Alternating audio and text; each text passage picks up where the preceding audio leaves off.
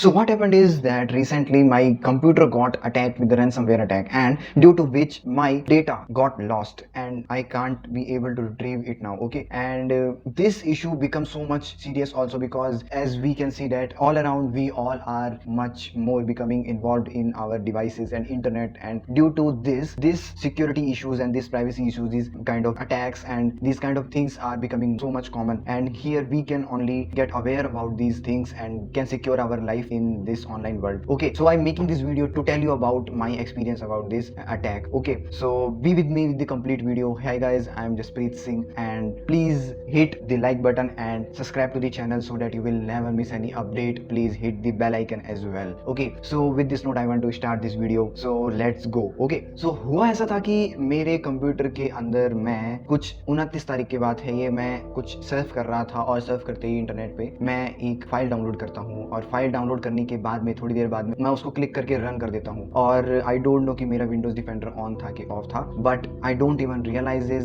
That something is abnormal happening at that time. वो install हो रहा होता है और थोड़ी देर बाद में कुछ अपने आप ही my computer got restarts. Okay, and approximately around 1 hour के अराउंड मैं थोड़ा इनएक्टिव था, और उसके बाद में जैसे ही मैं अपने कंप्यूटर पे आया मैं एक फाइल को खोलने की कोशिश करता हूँ, लेकिन file is now not accessible, और वो फाइल को मैं बिल्कुल भी नहीं खोल पा रहा हूँ। और ये देखते ही मैं बहुत ज्यादा परेशान सा होने लगा। देखा, ध्यान से देखने पर मुझे पता चला कि वो फाइल के ऊपर कुछ एबनॉर्मल हो रखा है, मतलब उसका जो एक्सटेंशन था वो .enfp हो चुका है। जो पीडीएफ फाइल थी वो पीडीएफ नहीं है, वो .enfp। कोई म्यूजिक फाइल है mp3 वो .emfp, कोई mp4 फाइल है तो उसके आगे भी .emfp, मतलब सारी फाइल से .emfp एक एक्सटेंशन लग चुका था। At that time I don't even know that what this thing is and what got happen to my computer. And उसके साथ में मैंने क्या किया, गूगल सर्च करी, 1-2 गूगल सर्च के साथ मेरे को जाके पता चला कि this is a very serious issue and I got attacked with this ransomware attack. और इस रैंसमवेयर अटैक की क्या बात होती है कि दीज आर मलिशियस कोड्स जो कि ऐसे डिजाइन होते हैं कि ये कंप्यूटर्स जो भी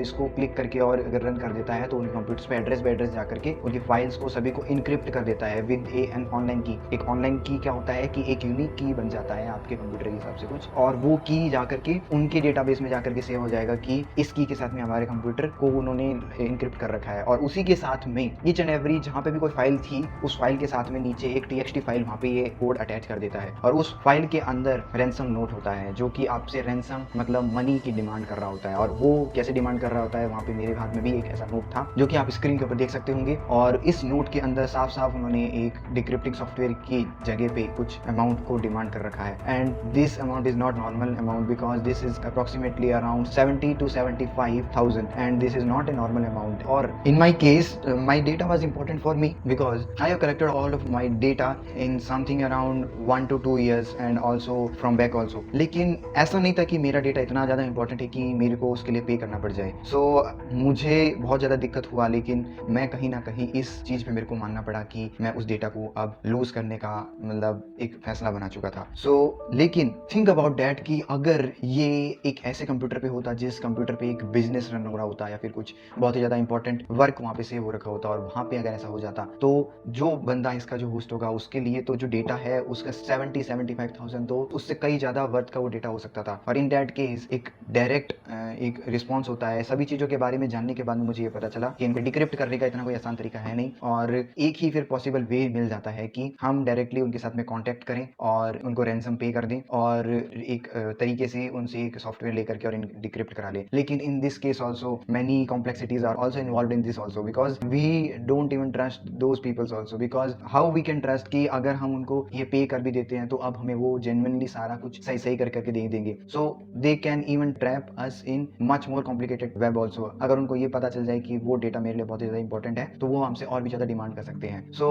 this is not a very simple और a very straightforward thing. Okay, so actually overall इन सभी चीज़ों से कंक्लूजन ये निकल के आ रहा है कि आई वांट यू ऑल दैट कि हमें ऑनलाइन जैसे ही हम आजकल सब कुछ ऑनलाइन हो रहा है और सब कुछ हम आजकल सारे डिवाइसेस से सब कुछ चीज़ों को एक्सेस कर रहे होते हैं, तो हमारे लिए हमारा जो ऑनलाइन डेटा है वो कहीं ना कहीं हमारे हम लोग ज़्यादातर अपने डेटा को इतना लाइटली लेते हैं, हमें इसकी इंपॉर्टेंस नहीं लग रही होती है, but there are much more issues involve in this also. So in this case I want you all that please be aware and please be conscious about your activities on the online, और चीज़ों के बारे में थोड़ा security issues भी बहुत ज़्यादा important हो जाते हैं। कोई भी एक्सटर्नल लिंक, कोई भी मिसलिनियस लिंक अगर आपके पास में आता है उसको क्लिक ना करें, कोई भी मिसलिनियस फाइल होती है तो उसको डायरेक्टली इंस्टॉल ना करें, क्योंकि जब तक वो मैंने डाउनलोड करा था तब तक कोई दिक्कत नहीं थी। जैसे ही मैंने इंस्टॉल पे क्लिक किया था वो मिसलिनियस कोड रन हुआ और मेरे कंप्यूटर को डिस्ट्रॉय कर दिया। एंड लेकिन अब आपका सवाल होगा उससे फिर मैंने किया क्या। उसके बाद में फिर मैंने अगली स्टेप फिर क्या थी कि अब मेरे को डेटा के साथ में बहुत ज़्यादा दिक्कत हो तो रही थी, लेकिन मेरे को उसको लूज करने के अलावा और कुछ चारा रहा नहीं था। नहीं तो मैं अपने कंप्यूटर के साथ में इनएक्टिव रहता बहुत दिनों तक, जब तक कि वो मेरे को की ना मिल जाए। So I can't do that, और उसकी भी कोई गारंटी नहीं थी। So I came up with the option कि हमारी विंडोज़ के अंदर एक ऑप्शन होता है कि जिससे कि हम विंडोज़ को रिस्टोर कर सकते हैं। I tried that as well but nothing happened because some of the system files are got encrypted due to this thing. Okay, so what happened is then I downloaded from the internet the Windows and then reinstalled on my computer, and now I came up with this as a solution. And data तो मेरा गया लेकिन computer मेरा वापस आ चुका है। and with this my scenario I also want you to know this as a message that इस situation को भी एक दो तीन तरीके से लिया जा सकता था। मैं बहुत ही ज़्यादा परेशान नहीं हूँ इस चीज़ के बारे में, मतलब मेरा डेटा इंपॉर्टेंट था नो डाउट, मतलब उस चीज़ के लिए तो बहुत ही ज़्यादा अंदर से होता है कि वो डेटा कहीं ना कहीं होना चाहिए था। बट इस चीज़ से अगर ये सिचुएशन मेरे साथ आई है तो इसको एक पॉजिटिव वे से अगर मैं देखता हूँ तो उसके साथ में मेरा बहुत ज़्यादा पॉजिटिव भी हुआ है। मेरे को एक जो 5 से 6 दिन जो मिले हैं मैं कुछ भी बढ़िया तरीके से काम नहीं कर पाया, मेरा सब कुछ चीज़ें लगभग से रुकी गई थी। तो मैं इन चीज़ों के बारे में मैं कुछ और डिफरेंट तरीके से सोच पाया